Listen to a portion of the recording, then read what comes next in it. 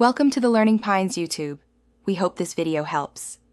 In this video, I will explain how to replace a cabin air filter. First, open your glove box and remove everything inside. Next, locate the small dampener arm on the right side of the glove box and gently detach it.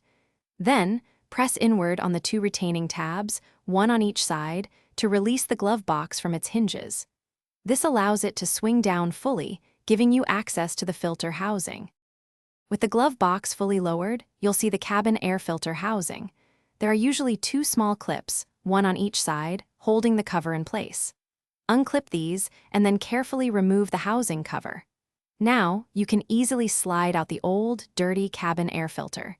Take a moment to observe its condition. You might be surprised by how much debris it has collected.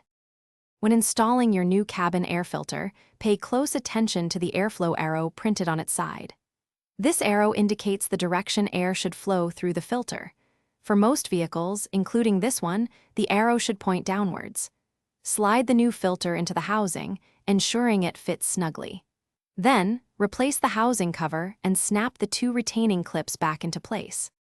Finally, reassemble your glove box by reversing the steps you took to remove it. Push the retaining tabs back into place and reattach the dampener arm.